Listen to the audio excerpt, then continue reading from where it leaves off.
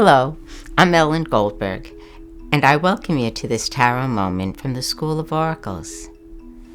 In this segment, we're going to look at the 4 knights of the 4 suits. The knights are also on the Tree of Life. All of the court cards are on the Tree of Life, just like the Ace through 10 cards are. The knights belong in hokma.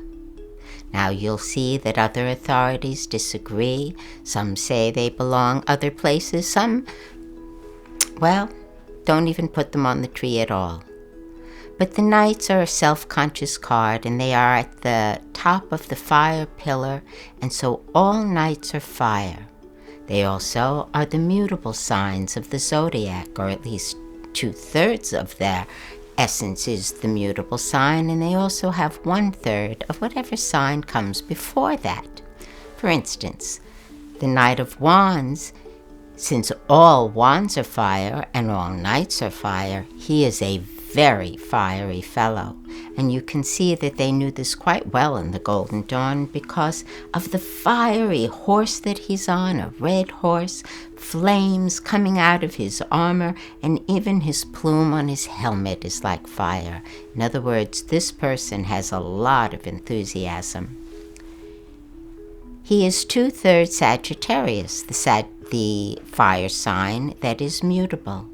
Why are the knights mutable? Well, they are moving. All the knights are on horses, and they represent the tendency of matter to change and move. You'll see that on his cloak he wears that there are salamanders, which is the totem symbol for all the fire court cards.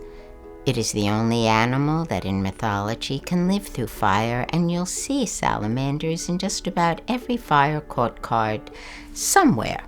His key phrase is the impulse to freedom. When he is high and dignified, he does this through learning, through yearning, and in a very positive way. When he's on his lower polarity, it's escapism. If you're going to use him as a significator, please see the dates below. He is 1/3 Scorpio and 2/3 Sagittarius, and this helps to give him part of his character. The Knight of Cups is fire because all knights are fire, but all cups are water. And you see that fire and water don't always mix well inside somebody, so there's going to be some internal conflict here. And yet he has the wings of imagination coming off his helmet. You see the fish on his cloak that he wears, and the wings again of imagination are on his shoes. This is an inspired person. His key phrase is seeking self-fulfillment. When it's positive, he yearns to fill himself up creatively with love, with spirituality. But when he is on his lower polarity, he is a dilettante, and he goes sensation mongering and seeks to fill himself up with anything he can, whether it's over sensualizing life or using substances. Sometimes this card represents a longed-for lover, because he is a knight in shining armor, and cups are the emotional suit. When he's on the higher polarity, he may be a lover coming towards you. When he's on the lower polarity, he may be exiting. If you're going to use the Knight of Cups as a significator, see the dates below. But remember, he is 2/3 of the mutable water, so he is 2/3 Pisces, and that has an awful lot to do with his personality. The Knight of Swords, look how he charges forward. His key phrase is curiosity, and he represents the ravenous and searching mind. The clouds in the background show with what eagerness he is. Waite called him a Sir Galahad, and certainly he charges forward.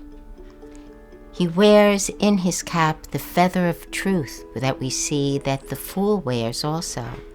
This feather, it relates to the Egyptian goddess of justice, Mat. If you're going to use the Knight of Swords as your significator, remember, that he is 2/3 of the sign of Gemini, which is mutable air, and he is the ravenous, curious mind. In his most positive form, there's a yearning to learn. In his negative form, he's all over the place, and maybe he has self-destructive curiosity, or maybe he's using the mind incorrectly. Since all knights are fire and all swords are air, that combination of fire behind the mind, behind the air, the mental element, means the mind is on fire. Crowley called him the wind in the tempest, the idea of attack, and you see he goes forth bravely. Our last knight is the Knight of Pentacles. He is very solid. The horse he rides is dark and solid and heavy, and in the background you see cultivated earth and farmland, plowed fields. The Knight of Earth, his key phrase is seeking self-knowledge. There is a natural intuitive sense because he's close to nature.